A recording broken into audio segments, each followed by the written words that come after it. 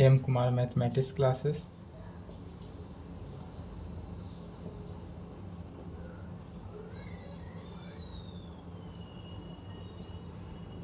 Lecture 5 हुआ, class 11th। क्या चल रहा था 11th में? अलजेब्रा। अलजेब्रा में था चैप्टर सेकेंड। चैप्टर सेकेंड का क्या नाम है? Complex number and quadratic equation. Complex number and quadratic equation, यही चल रहा था। चलिए, जहाँ तक हुआ था उसके आगे लिखेंगे। कॉम्प्लेक्स नंबर का तो डिफिनीशन हो गया था सभी। उसमें अब बताना था किसी भी कॉम्प्लेक्स नंबर का यदि कोई कॉम्प्लेक्स नंबर जेड इस प्रकार हो, उसका स्क्वायर रूट का मैंने रूट के अंदर कॉम्प्लेक्स हो तो कैसे निकालेंगे। रूट के अंदर हो तो टॉपिक डालेंगे। 6 नंबर तक हो चुका था। 7 नंबर में कहेंगे square root of Z. Z मैंने क्या हुआ? Square root of complex number. Topic क्या डालेंगे? Square root of complex number. Hindi में कहेंगे जटिल नंबर का वर्गमूल। जटिल संख्या का वर्गमूल। जटिल संख्या का वर्गमूल निकालना है। तो जटिल संख्या का वर्गमूल कैसे निकालेंगे? तो जैसे कि समझे एग्जाम्पल के थ्रू कि यदि हमारे पास मान लेते हैं जेड बराबर क्या दिया है? A plus iota b. यदि हमारे पास z is equal to a plus iota b है, यह क्या है? कॉम्प्लेक्स नंबर है। यहाँ पर ए की जगह कुछ भी हो सकता है, बी की जगह कुछ भी हो सकता है। तो इसका अगर हम मॉडुलस ऑफ जेड निकालना चाहें तो इसका मॉडुलस ऑफ जेड, या अगर रूट के अंदर देते हैं रूट अंडर जेड, अर्थात क्या हुआ? रूट अंडर ए प्लस आयोटा बी क्या किए? स्क्वायर रूट किए। तो रूट अंडर ए plus iota b, root under ए प्लस आयोटा बी जो है यह किस फॉर्म से निकलेगा? तो इसके लिए एक ही डिफिनीशन है, रिजल्ट है। लिखेंगे कि रूट अंडर यदि ए प्लस आयोटा बी इस प्रकार से हो तो रूट अंडर ए प्लस आयोटा बी जो है इज इक्वल टू होता है किसके? Plus minus root under modulus of Z plus A divided by 2। क्या कहेंगे? Modulus of Z plus A divided by 2। फिर ध्यान देंगे यदि यहाँ पे प्लस हो या ए प्लस आयोटा भी है तो प्लस लिखेंगे, प्लस आयोटा है तो प्लस आयोटा के फॉर्म में लिखना है। यदि माइनस आयोटा रहता तो क्या लिखते हैं? माइनस आयोटा लिखेंगे। यही चेंजिंग करना है सिर्फ। यदि रूट अंडर ए प्लस आयोटा बी का निकालना हो तो क्या करेंगे? यहाँ प्लस आयोटा लिखेंगे। यदि root under A minus iota B का फॉर्म में निकालना हो तो यहाँ पर क्या कर देंगे? सिंपली माइनस कर देंगे। माइनस आयोटा तो माइनस आयोटा लिखेंगे into root under modulus of Z minus A divided by 2 में। और यही हमारा क्या होता है? रिजल्टेंट फार्मूला होता है किसका?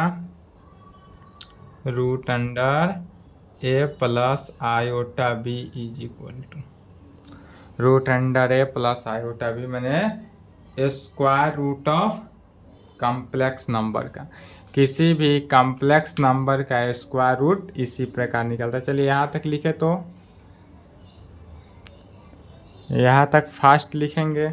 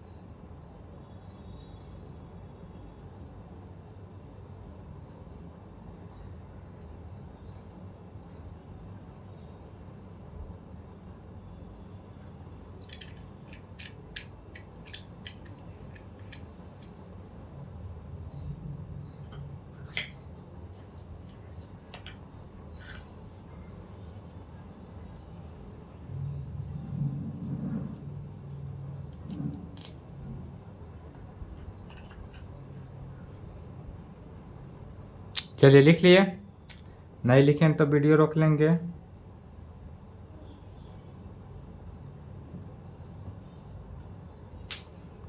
इसको एग्जाम्पल के थ्रू समझते हैं, ये एग्जाम्पल में नहीं लिखना है, अब एग्जाम्पल में देखते हैं।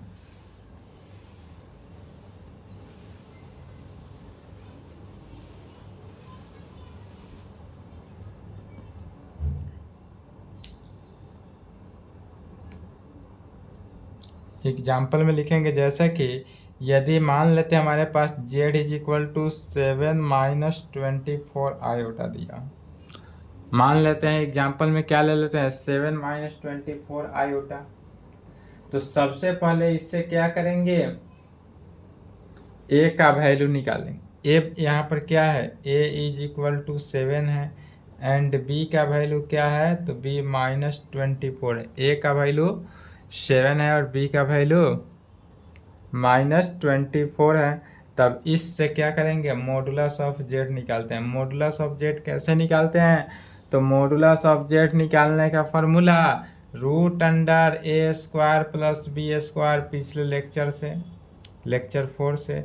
तो रूट अंडर ए का स्क्वायर अर्थात 7 का स्क्वायर प्लस माइनस 24 का स्क्वायर। 7 का स्क्वायर क्या हो जाता है 49 और 24 का स्क्वायर कितना हो जाएगा 576। दोनों को ऐड किए कितना हो गया 5 2 6, 625 इज इक्वल टू 25। तो मॉडुलस ऑफ जेड कितना निकला 25। अब यहाँ पर गौर करना है, मॉडुलस ऑफ जेड तो 25 निकला। अब बाय यूजिंग फार्मूला,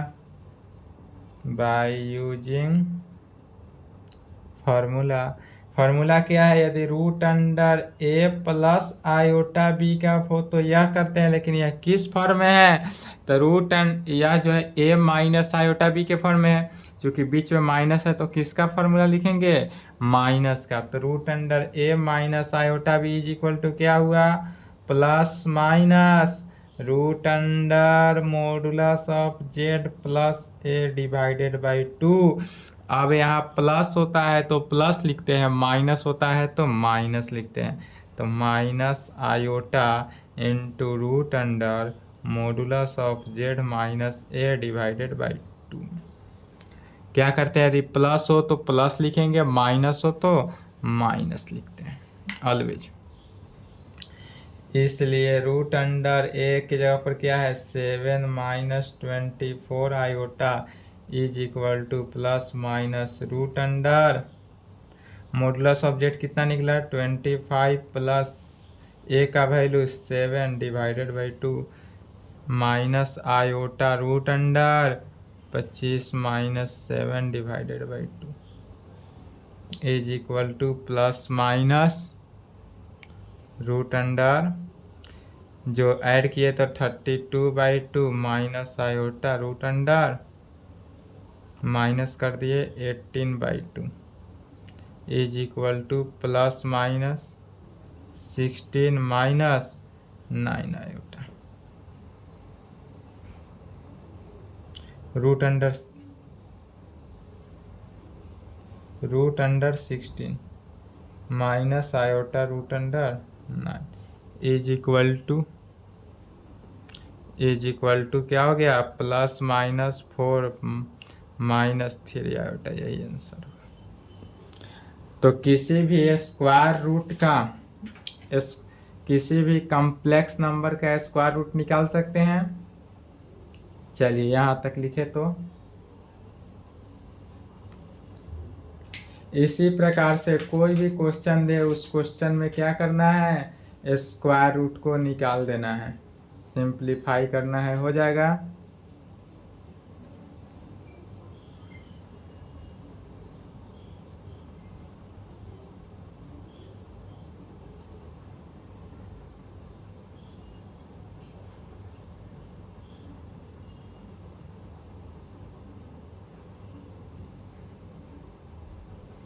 चलिए इसको एग्जाम्पल 1 में लिख लेंगे। अब एग्जाम्पल 2 देखते हैं, नहीं लिखे तो वीडियो रोक लेंगे।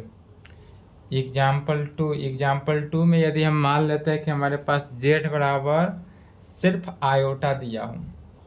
क्या दिया है? Z is equal to iota. तो कैसे सोल्व करेंगे?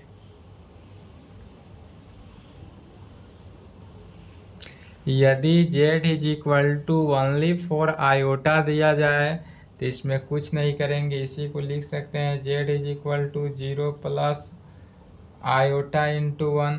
ए प्लस आयोटा बी के फॉर्म में तो बैठ गया, जहाँ ए का वैल्यू क्या हुआ 0 एंड बी का वैल्यू क्या हुआ 1। ए का वैल्यू 0, बी का वैल्यू 1, इसलिए क्या करेंगे मॉडुलस ऑफ जेड निकालेंगे। मॉडुलस ऑफ जेड क्या निकलेगा? Root under A square plus B square is equal to root under 0 का स्क्वायर प्लस 1 का square is equal to 1। Modulus of Z कितना निकला? 1। मॉडुलस ऑफ जेड निकला 1, तो फिर कहेंगे बाय यूजिंग फार्मूला। फिर यहाँ पे कौन सा फार्मूला? तो रूट अंडर ए प्लस आयोटा बी।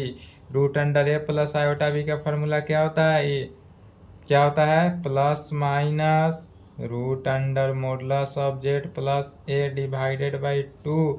और यहाँ प्लस है इसलिए यहाँ भी plus iota root under modulus of Z minus A divided by 2 में। इसलिए रूट अंडर कितना है? 0 plus iota into 1 is equal to plus minus root under modulus of Z कितना निकला? 1 प्लस 0, ए का value 0 divided by 2 plus minus iota into root under modulus of Z का value 1 minus A का value कितना है 0, तो 0 divided by 2। इसलिए इस पूरे वैल्यू को लिख सकते हैं रूट अंडर आई।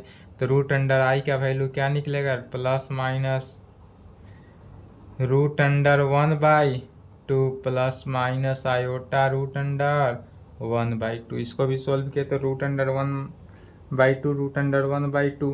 यदि इसमें से हम 1/√2 ही बाहर ले लेंगे तो क्या बचेगा? प्लस माइनस 1/√2 को हम क्या कर रहे हैं? बाहर ले लेंगे। तो यह टर्म क्या बचा? 1 प्लस यहाँ एक टर्म आता है, जो टर्म रहेगा वह, तो 1 प्लस आयोटा 1 प्लस आयोटा। इसलिए यहाँ से एक रिजल्ट भी निकला। यह रिजल्ट ऑलवेज क्वेश्चन में आएगा तो लिख सकते हैं रूट अंडर आयोटा का value plus minus 1/√2 into 1 plus iota. याद कर लेंगे, क्या करेंगे? रूट अंडर आयोटा का value plus minus 1/√2 into 1 plus iota याद करेंगे। चलिए यहाँ तक लिखे तो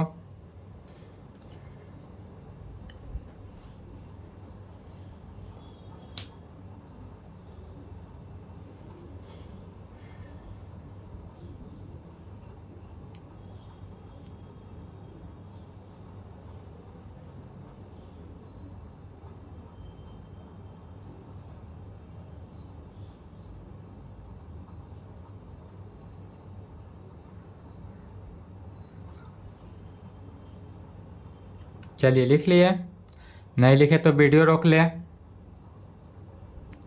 वीडियो रोकेंगे।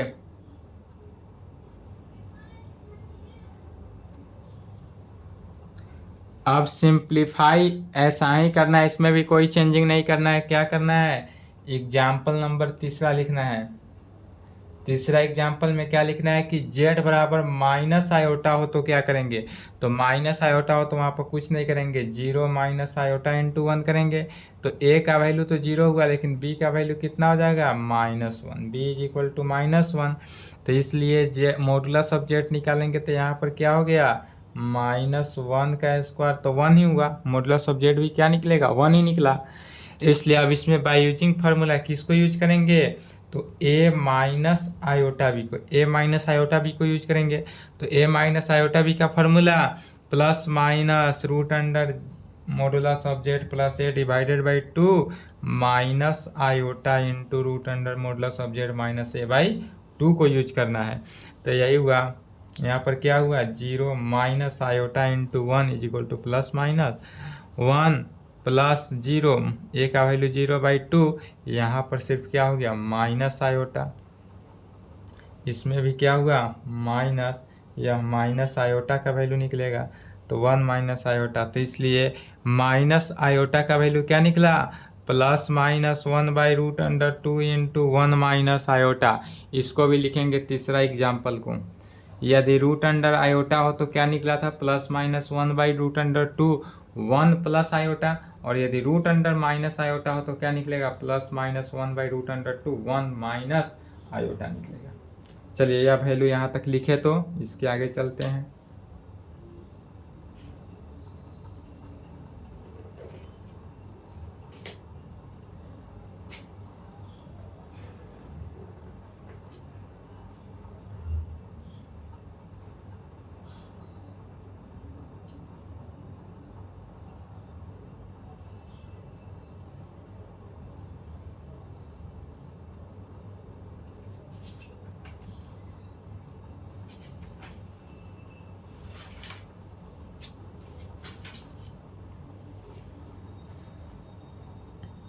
चलिए लिख लिए, नहीं लिखे तो वीडियो रोकेंगे, वीडियो रोक के लिखेंगे। टॉपिक डालेंगे आर्गुमेंट ऑफ जेड।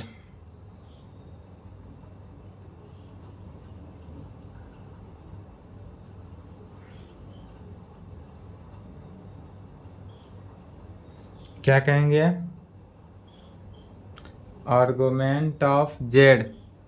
इसको शॉर्ट फॉर्म में, आर्गुमेंट ऑफ जेड को शॉर्ट फॉर्म में क्या लिखते हैं, ARG of Z, argument of Z हुआ।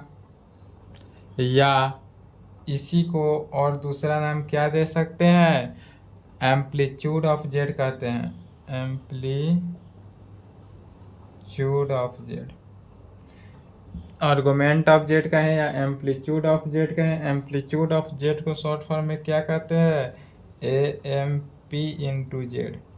तो एम्पलीट्यूड ऑफ जेड कहे, आर्गुमेंट ऑफ जेड कहे, या इस तरह से डिनोट किया जाए तो सबका मीनिंग एक ही है। हिंदी इसका लिख लें, जेड का कोणांक। इसको हिंदी में क्या कहते हैं, जेड का कोणांक। जेड माने क्या है, कॉम्प्लेक्स नंबर है। जेड क्या मीनिंग क्या है कि यह जेड जो है वह कॉम्प्लेक्स नंबर है, जटिल संख्या है, कोई भी जटिल संख्या। तो जेड का कोणांक, इसके लिए सबसे पहले एक फिगर देखते हैं, एक्स एक्सिस वाई एक्सिस। यह क्या है, ओरिजिन से होकर जा रहा है। यदि मान लेते हैं यह कोई पॉइंट है, यहाँ पर क्या है, यदि कोई पॉइंट है, जो पॉइंट क्या है, जेड है, कॉम्प्लेक्स नंबर का, इस पॉइंट का कोऑर्डिनेट 1√3 ले लेते हैं। क्या ले लेते हैं, 1√3, अर्थात यह परपेंडिकुलर डाल रहा है एक्स एक्सिस पर, तो ओरिजिन से लेकर यहाँ तक का डिस्टेंस 1 और यहाँ से यहाँ तक का डिस्टेंस √3 है। इस पॉइंट का मान लेते हैं क्या है, P कोई पॉइंट आया है, M परपेंडिकुलर है, Z से M क्या है, परपेंडिकुलर डाला गया, ओरिजिन को Z से क्या किए, मिला दिए। तब इस कंडीशन में क्या होगा कि यहाँ पर Z इज इक्वल टू क्या है, 1 + √3 आयोटा। यह कॉम्प्लेक्स नंबर का है फॉर्म, पहला लिखेंगे एग्जाम्पल के तुरंत। क्या है, तो कॉम्प्लेक्स नंबर यहाँ पर कह रहा है कि Z is equal to 1 + √3 iota के फॉर्म में है, वेयर जहाँ A इज इक्वल टू क्या है, 1 है, and B is equal to क्या है, √3 है। A इज इक्वल टू 1 और B √3 है। तब इस कंडीशन में यह क्या एंगल बना रहा है, थीटा एंगल से। यह एंगल जो बनाया हुआ कौन सा एंगल है, थीटा एंगल से बना रहा है, इसलिए tan थीटा। मैं अब यह ट्रिगोनोमेट्री का यूज है, यहाँ से अब यहाँ से क्या करना है, ट्रिगोनोमेट्री का यूज करना है। तो tan theta is equal to क्या होता है, B/P, P/B।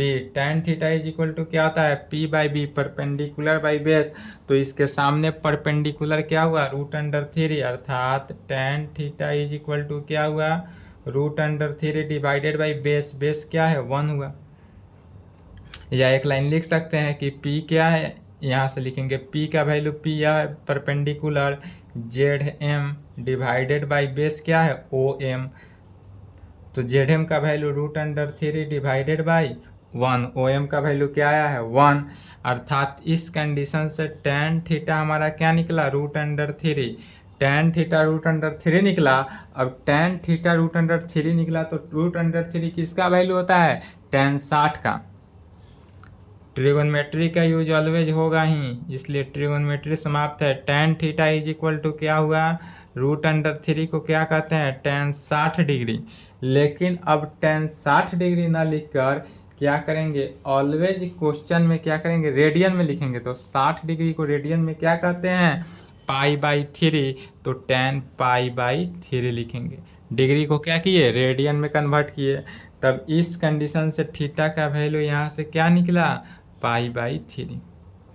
थीटा का वैल्यू π/3 निकला, तो इसलिए कहेंगे जहाँ थीटा का वैल्यू π/3 निकला, इसलिए क्या कहेंगे आर्गुमेंट का है, आर्गुमेंट ऑफ जेड का है या एम्पलीट्यूड ऑफ जेड का है, बात एक ही है।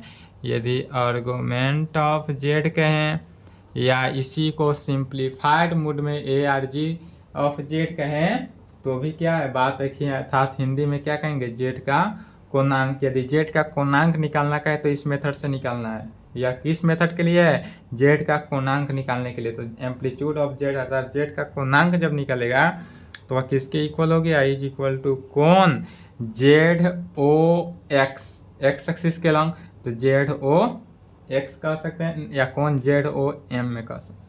क्या कहेंगे कोण ZOM में, तो ZOM में क्या आया थीटा, और थीटा का वैल्यू क्या निकला π/3। थीटा का वैल्यू क्या निकला π/3, यही आंसर हुआ। तो यदि कहा जाए कि क्वेश्चन में always Z is equal to 1 + √3, या यहाँ पर जो टर्म दे यह टर्म दिया रहेगा। क्वेश्चन में क्या होगा कि ऑलवेज कॉम्प्लेक्स नंबर दिया रहेगा, कॉम्प्लेक्स नंबर दिया रहे और जेड का कोणांक निकालना का है तो निकाल सकते हैं। ऑल क्वेश्चन में मेथड सेम रहेगा। इसी मेथड से क्या करना है जेड का कोणांक निकालना है। तो चलिए यहाँ तक लिखे तो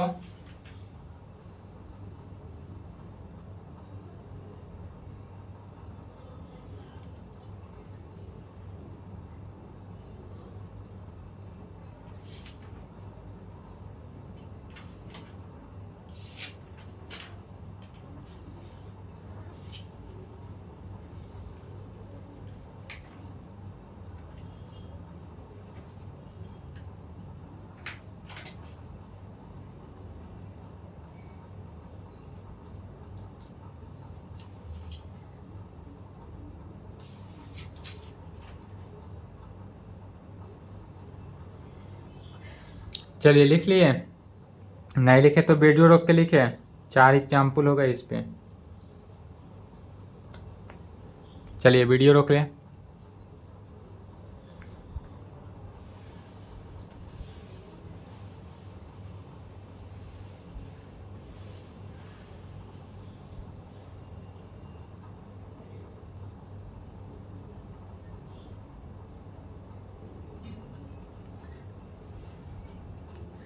यदि हमारे पास कोई इस प्रकार से संख्या रेखा दिया हो,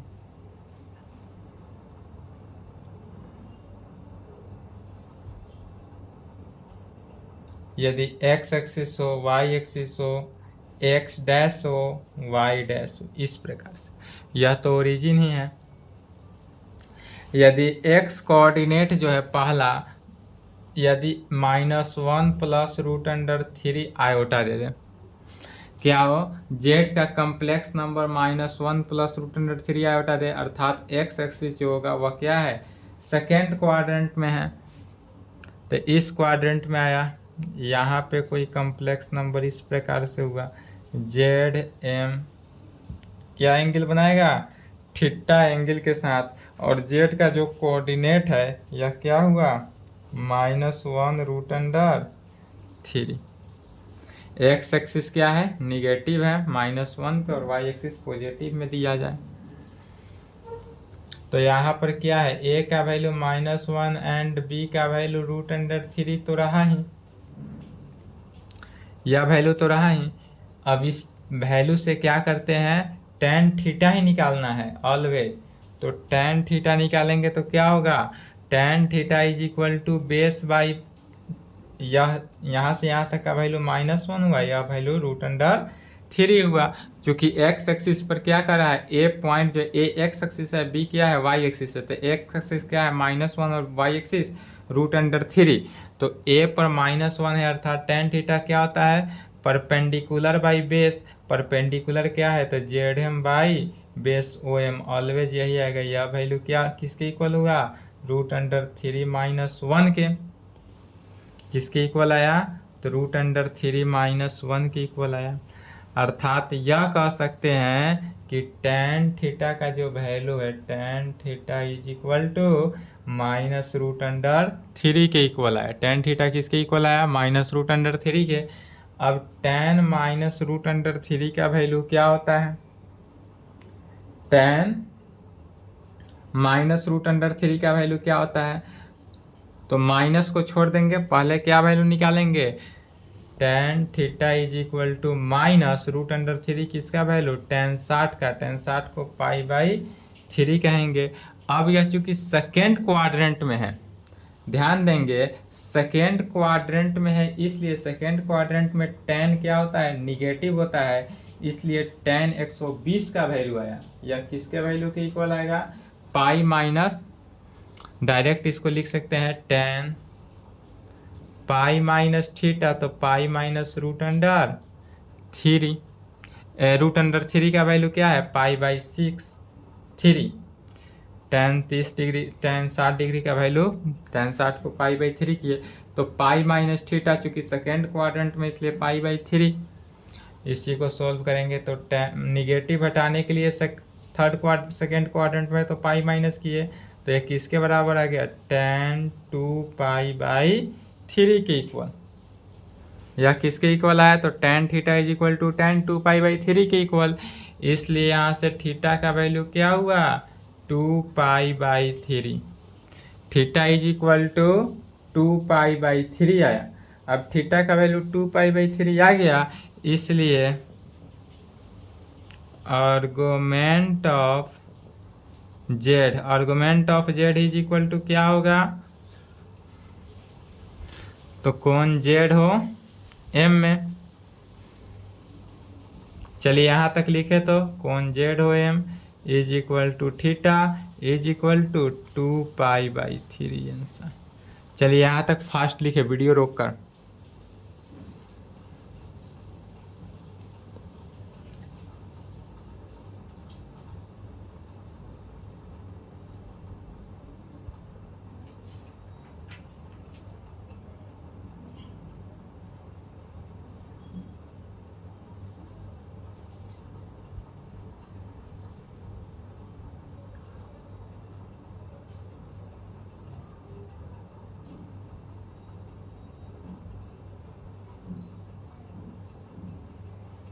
चलिए लिख लिए, नहीं लिखे तो वीडियो रोक लें, वीडियो रोक लेंगे।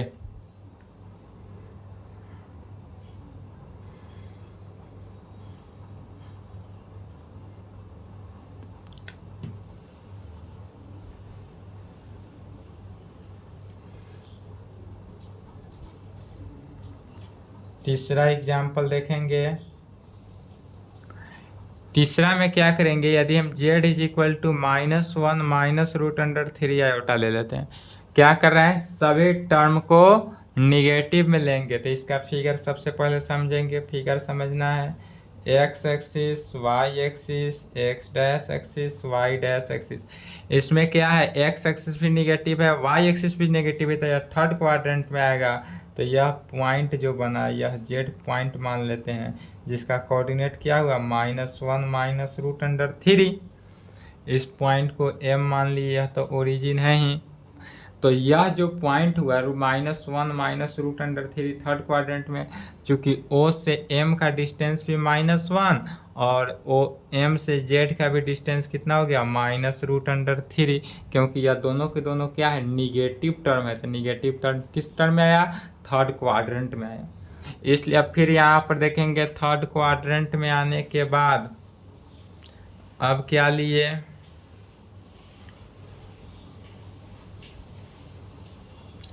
इसलिए जेड क्या लिए, यदि complex number -1 minus root under 3 iota रहे तो यहाँ पर ए का वैल्यू -1 एंड बी का वैल्यू माइनस रूट अंडर 3 है ही, इसलिए किसका वैल्यू निकालना है, टेन थीटा का। टेन थीटा का वैल्यू परपेंडिकुलर बाई बेस, तो एम जेड बाई यही हुआ, परपेंडिकुलर बाई बेस अर्थात tan theta is equal to perpendicular क्या हुआ minus root under 3 divided by base क्या है -1, minus minus cancel, tan theta is equal to root under 3 हुआ।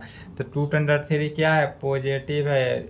Example first से टेन किसका वैल्यू 60 का, टेन 60 को रेडियन में क्या कहेंगे π/3, टेन 60 को रेडियन में क्या कहेंगे π/3 कहेंगे, इसलिए π/3 निकला। इसलिए यहाँ से थीटा का वैल्यू क्या हुआ π/3, थीटा का वैल्यू π/3, इसलिए आर्गुमेंट ऑफ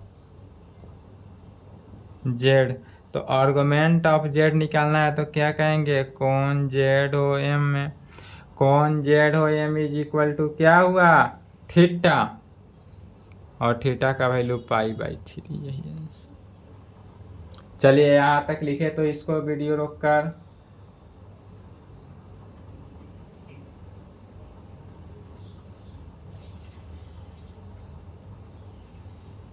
थर्ड क्वाड्रेंट में ना है, तो थीटा के साथ थर्ड क्वाड्रेंट है, थर्ड क्वाड्रेंट में थीटा को कैसे लिखते हैं π+θ, थर्ड क्वाड्रेंट में π+θ, तब π+θ कितना निकला π/3 इज इक्वल टू 4π/3, चूंकि फोर्थ क्वाड्रेंट है इसलिए π+π/θ लिखते हैं। और यही जब थर्ड क्वाड्रेंट आएगा तो थर्ड क्वाड्रेंट में क्या लिखेंगे, चलिए यहाँ तक लिख लिए। अब यदि हम लेकर चलते हैं, वीडियो रोक के लिखें,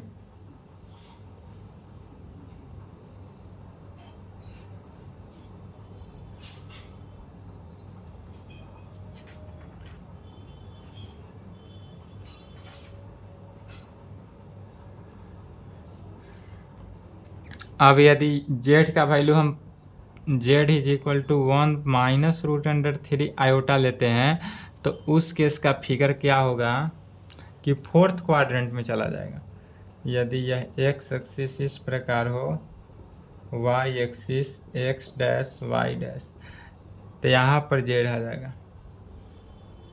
यह जो जेड हुआ 1 पॉजिटिव हुआ माइनस रूट अंडर 3 हुआ, एम नाम दिए ओरिजिन है, यहाँ से यहाँ तक का डिस्टेंस माइनस रूट अंडर 3 और यहाँ से यहाँ तक का डिस्टेंस 1 हुआ। फिगर तो यह हुआ, जेड का वैल्यू क्या लिए 1 माइनस रूट अंडर 3, अर्थात ए बराबर इतना, बी बराबर भी इतना ही हुआ।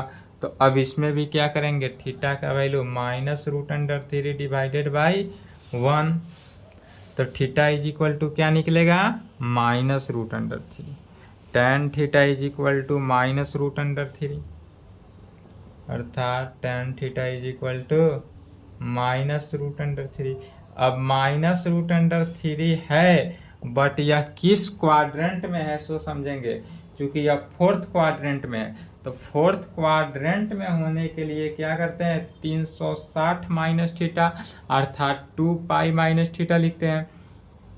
तो टेन निगेटिव है, पॉजिटिव करने के लिए क्या करेंगे 2π-θ, तो यहाँ पर थीटा टेन 60 डिग्री का वैल्यू कितना है 30 डिग्री होगा, इसलिए 30 डिग्री को हम पॉजिटिव में लाने के लिए क्या लिखेंगे कि टेन 2π-θ का वैल्यू π/3 डायरेक्ट लिख दिए।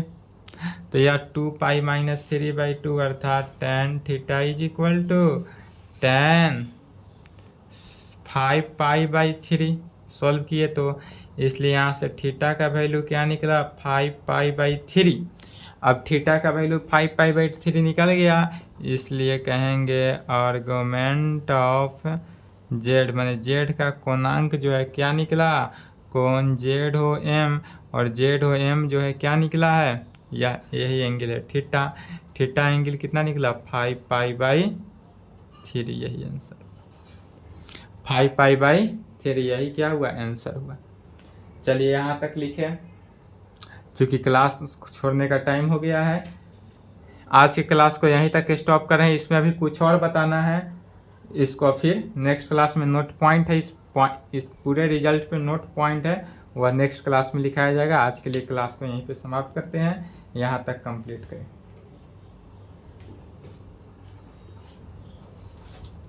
चलिए यहाँ तक लिख लें।